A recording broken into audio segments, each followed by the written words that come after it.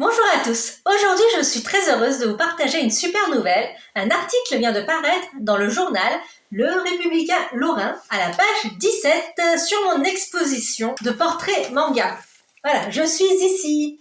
Ça en jette, n'est-ce pas? C'est la deuxième fois que ce journal parle de mon travail et c'est toujours un plaisir de voir mon art mis en avant dans les médias. Et oui, vous l'aurez deviné, dans cette vidéo, je vais vous parler de relations presse pour les artistes et auteurs. Nous allons voir plusieurs points. Déjà, pourquoi c'est important de paraître dans les journaux ou magazines, comment obtenir des interviews, et enfin, comment bien se préparer pour ces moments. Bien entendu, restez bien jusqu'à la fin car je vous donnerai aussi quelques conseils pratiques pour débuter.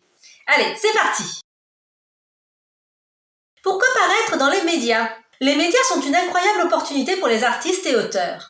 Déjà, parce que ça vous donne de la visibilité. Vous atteignez un autre public que sur les réseaux sociaux. Et un article dans un journal local ou spécialisé peut attirer des curieux, des collectionneurs ou même des professionnels. Ensuite, cela vous donne de la crédibilité. Être présenté dans un média donne une légitimité. Cela montre que votre travail mérite l'attention. Et un article peut vous apporter des opportunités. Une parution peut ouvrir des portes, comme des collaborations, des partenariats ou de nouvelles expositions. Après, il faut savoir qu'il peut ne rien se passer même si on apparaît dans les médias. Non, mais il est toujours bien d'avoir un article sur vous-même ou sur votre travail pour votre notoriété future.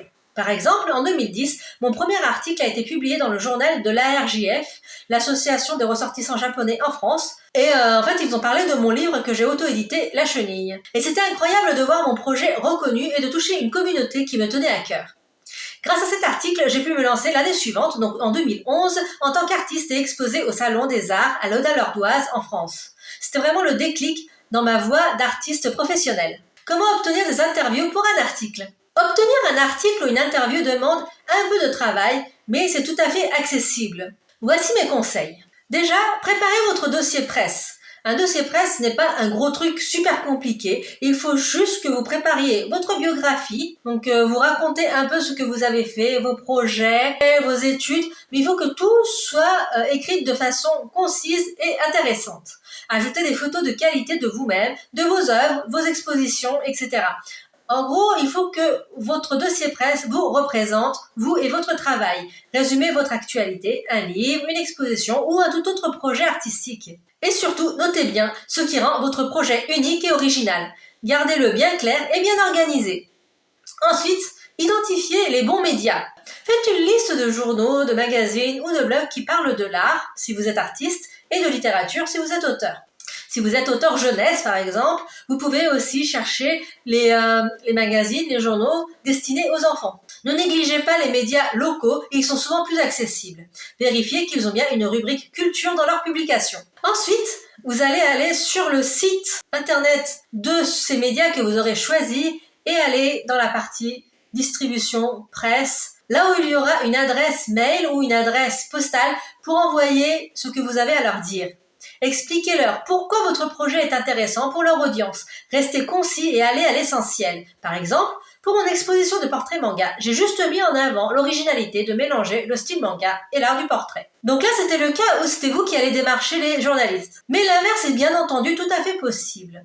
Pour que les journalistes vous remarquent et vous abordent, essayez de participer à des expositions, des salons ou des événements artistiques. Les journalistes y viennent souvent pour chercher des sujets à couvrir. Donc, lors de ces événements, n'hésitez pas à discuter avec tous les visiteurs que vous croiserez, tout aussi bien les clients que les organisateurs, et à mentionner vos projets. Parfois, un simple échange peut aboutir à un article ou une interview. Par exemple, pour l'article paru dans le Tagelblatt, un journal luxembourgeois en février 2023, l'interview a été faite sur mon stand lors d'un événement dont le thème était le Japon. Donc, quoi qu'il en soit, restez toujours professionnel et persévérant. Contactez les médias par email, par la poste ou via leurs réseaux sociaux et relancez-les poliment si vous n'avez pas de réponse au bout de 2 semaines environ. Donc ça peut être 10 jours, 14 jours, donc mais pas trop tôt, pas trop tard non plus. Donc ne les harcelez pas et s'ils ne vous répondent pas, ce n'est pas grave, vous les recontacterez lors d'un autre événement ou projet. Être actif dans des événements m'a personnellement beaucoup aidé.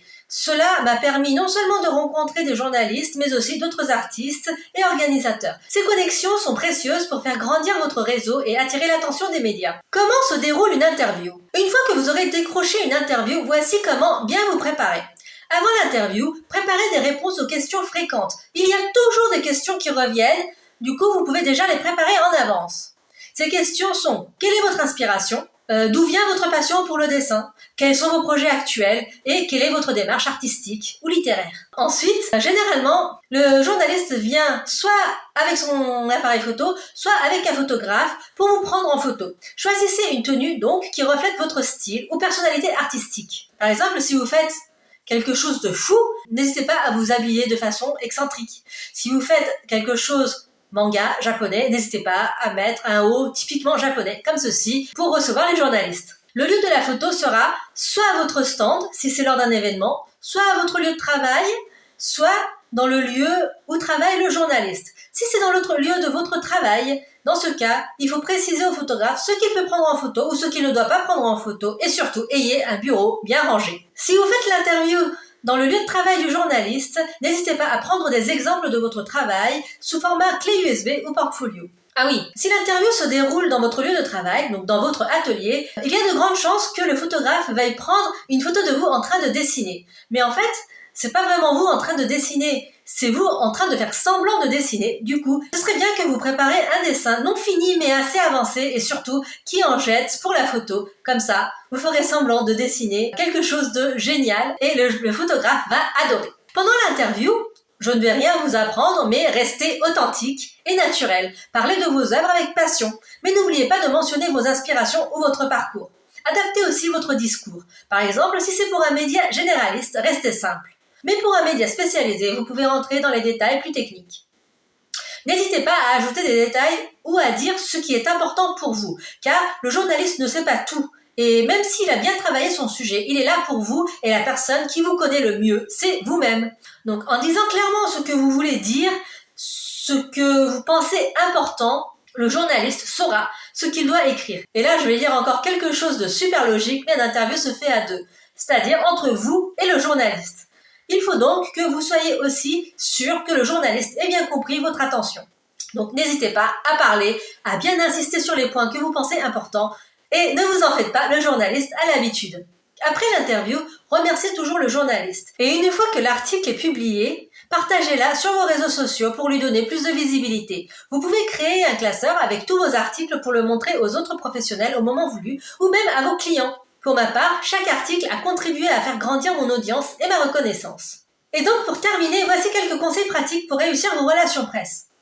Donc je vais peut-être me répéter, mais 1. Restez poli dans votre communication, ne harcelez pas et relancez qu'une seule fois au bout d'1 à 2 semaines. Et tentez à chaque nouveau projet. Créez aussi un portfolio ou un site web bien organisé où les journalistes peuvent trouver vos informations facilement. Ne soyez pas découragés si vous n'obtenez pas de résultats ou de réponses tout de suite. La persévérance est essentielle. Les relations presse peuvent sembler intimidantes au début, mais elles sont incroyablement enrichissantes. Chaque article ou interview est une chance de faire connaître votre univers. Alors, osez vous lancer! Et si vous avez des questions ou envie de partager votre expérience, laissez un commentaire. Et bien sûr, n'oubliez pas de liker cette vidéo et de vous abonner pour plus de conseils. Et je vous dis donc à très vite pour de nouveaux contenus inspirants. Merci d'avoir regardé!